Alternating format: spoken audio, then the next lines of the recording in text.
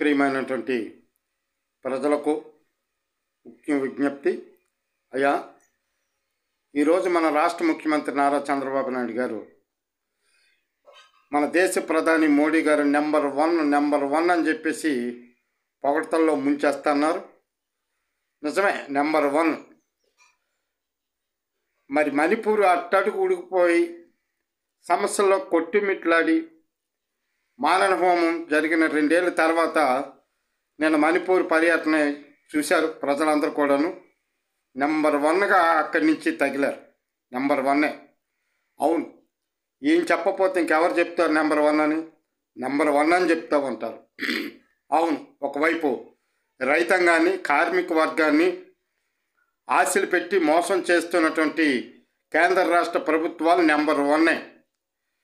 Number one అని మీ బొగ్గదేసి మీరు ముద్దు పెట్టుకుంటూ ఉంటారు.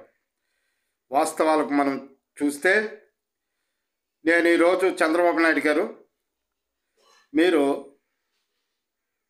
కీర్తిశేషులు నందమూరి తారక రామారావు గారికి భారతరత్న ఇవ్వాలని చెప్పేసి డిమాండ్ చేస్తాం, సాధించుకుంటామని చెప్పేసి ఈరోజు మీరు ప్రకటనలు గుప్పించారు. మంచిదే, చాలా సంతోషం, ఇవ్వాలి కూడా.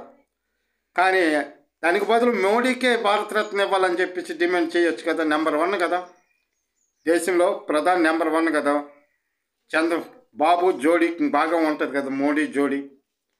చేత ఎంతకాలం ఇలాగా ప్రజలు మభ్యపెట్టి మీరు కూడా రాష్ట్రంలో చెప్తూనే ఉన్నారు, ఇదిగో వచ్చేస్తాను, పెట్టుబడులు వచ్చేస్తాను అని. మీరు ప్రత్యేక విమానాల్లో ప్రయాణాలు చేస్తూ ప్రత్యేకంగా పర్యటన చేసుకుంటూ ఆ దేశం నుంచి ఇన్ని పెట్టుబడులు వస్తాయి, ఈ దేశం నుంచి ఇన్ని పెట్టుబడులు వస్తున్నాయి, పెట్టుబడులకి గజం రూపాయి చొప్పున భూమి ఇచ్చేవచ్చు, మరి రకరకాలైనటువంటి మాయమాటలు చెప్పి ఒకవైపు నుంచి నిరుద్యోగ యువకులను మోసం చేస్తూ ఉన్నారు, ఆశలు పెడతా ఉన్నారు. ఏవి ఎక్కడ వస్తాయి పెట్టుబడులు? ఎక్కడ ఉన్నాయి? అందరంత దూరంగా ఉన్నాయా? ప్రజలు గమనించాలి. ఒక మాట, చిన్న ఉదాహరణ. మరి నూతన వధూవరులు పెళ్లి చేసేటప్పుడు ఆ పంతులు గారు చెప్తారు లాస్ట్గా, రండి అరుణ్జ్యోతి నక్షత్రం చూపిస్తానని. ఆ వధూవరులు తీసుకొచ్చి అదిగో అరుణ్జ్యోతి నక్షత్రం అంటారు. నిజంగా అరుణ్జ్యోతి నక్షత్రం మరి ఆ నూతన వధూవరులు చూస్తానరా?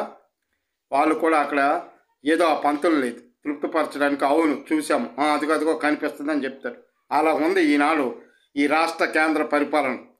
కేంద్ర ప్రభుత్వం అంతే రీతిలో ఉంది.